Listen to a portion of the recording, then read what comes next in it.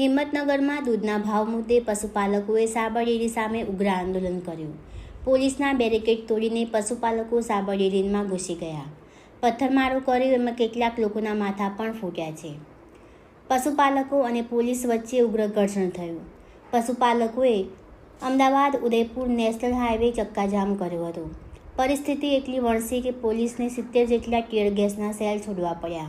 પોલીસે 60 જેટલા પશુપાલકોની અટકાયત કરી છે.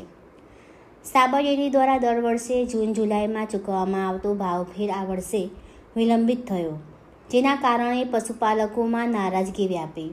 તેમને જિલ્લા કલેક્ટરને આવેદનપત્ર આપ્યા બાદ 11મી તારીખે એમના ખાતામાં ભાવફેર જમા થયો.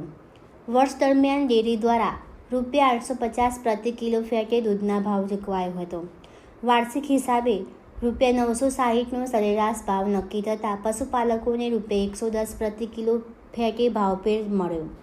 જો કે પશુપાલકોનો આક્ષેપ એ છે કે આ ભાવફેર ગત વર્ષ કરતાં ઓછો છે. આ વિરોધ નોંધાવવા માટે સોશિયલ મીડિયા ઉપર વાયરલ થયેલો મેસેજ બાદ મોટી સંખ્યામાં પશુપાલકો સાબર ડેરી ખાતે એકઠા થયા હતા. એમની મુખ્ય માંગણી ભાવફેરમાં વધારો કરવાની અને દૂધનો યોગ્ય ભાવ મેળવવાની છે.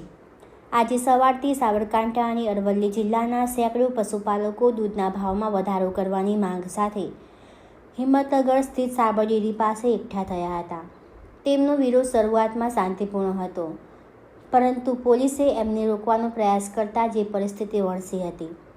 પશુપાલકોએ પોલીસના બેરિકેડ તોડીને આગળ વધવાનો પ્રયાસ કર્યો. જ્યારે પોલીસ દ્વારા એમને રોકવામાં આવ્યા ત્યારે ટોળાએ સાબર ડેરીના દરવાજા અને દિવાલ પર લગાવેલી ગ્રીલને નુકસાન પહોંચાડ્યું હતું. આ પછી વાતાવરણ વધુ તંગ બન્યું અને પશુપાલકો દ્વારા પથ્થરમારો શરૂ કરવામાં આવ્યો. આ પથ્થરમારામાં પોલીસની ગાડીઓના કાચ પણ તોડી નાખવામાં આવ્યા હતા અને કેટલાક લોકોના માથા પણ ફૂટ્યા છે.